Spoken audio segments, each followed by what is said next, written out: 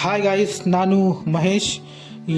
ಇವತ್ತು ನಾನು ದಾಂಡೇಲಿ ನಗರದ ರೈಲ್ವೆ ನಿಲ್ದಾಣಕ್ಕೆ ಬಂದಿದ್ದೇನೆ ಬ್ಲಾಗ್ ಮಾಡಲು. ಈ ರೈಲ್ವೆ ನಿಲ್ದಾಣವು ದಾಂಡೇಲಿ ನಗರದ ಅಂಬೇವಾಡಿ ಪ್ರದೇಶದಲ್ಲಿ ಬರುತ್ತೆ.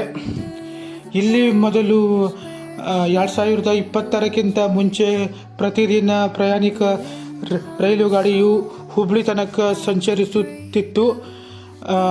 ಕೋವಿಡ್ನ ಸಮಯದಲ್ಲಿ ಸರ್ಕಾರದ ಆದೇಶದಂತೆ ಇಲಾಖೆಯು ಪ್ರಯಾಣಿಕ ರೈಲನ್ನು ರದ್ದು ಮಾಡಿತ್ತು.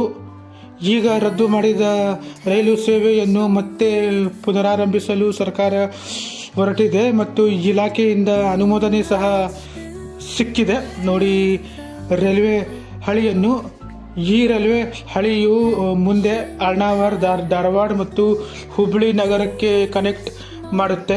ಈಗ ಪ್ಲಾಟ್ಫಾರ್ಮ್ ಹತ್ರ ಹೋಗೋಣ. ಇಲ್ಲಿ ಎರಡು ಬದಿಯಲ್ಲಿ ಕಾಡು ಇದೆ, ದಟ್ಟವಾದ ಅರಣ್ಯ ಕೂಡ ಇದೆ.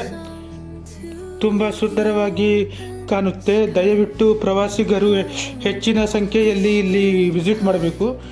ನೋಡಿ ದಾಂಡೇಲಿ ಬೋರ್ಡು ಮೊದಲು ಅಂಬೇವಾಡಿ ಅಂತ ಇತ್ತು. ಈ ಪ್ಲ್ಯಾಟ್ಫಾರ್ಮ್ ಸಹ ಮುಂಚೆ ಚಿಕ್ಕದಾಗಿತ್ತು.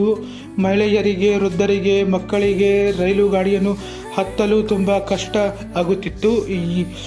ಈಗ ಆಗುವುದಿಲ್ಲ.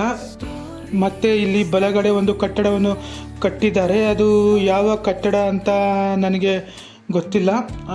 ನೋಡಿ, ಪ್ಲ್ಯಾಟ್ಫಾರ್ಮ್ನಲ್ಲಿ ಪ್ರಯಾಣಿಕರಿಗೆ ಕುಳಿತುಕೊಳ್ಳಲು ಬೆಂಚಿನ ವ್ಯವಸ್ಥೆ ಸಹ ಇದೆ. ಮತ್ತು ಹೀಗೆ ನಾವು ಮುಂದೆ ಹೋದರೆ ಪೇಪರ್ ಮಿಲ್ ಕಾರ್ಖಾನೆಗೆ ಹೋಗುವ ರೈಲ್ವೆ ಟ್ರ್ಯಾಕ್ ಕೂಡ ಸಿಗುತ್ತೆ. ಅಲ್ಲಿ ಗೂಡ್ಸ್ ರೈಲು ಸಂಚರಿಸುತ್ತೆ. ಪೇಪರ್ ಮಿಲ್ ಕಾರ್ಖಾನೆಯ ಕಚ್ಚಾ ವಸ್ತುಗಳನ್ನು ಸಾಗಿಸಲು ಮತ್ತು ತರಲು. ನೋಡಿ ಎಷ್ಟು ಸುಂದರವಾಗಿದೆ ದಾಂಡೇಲಿ ನಗರದ ಅರಣ್ಯ ಪ್ರದೇಶ, ರೈಲ್ವೆ ನಿಲ್ದಾಣ ಮತ್ತು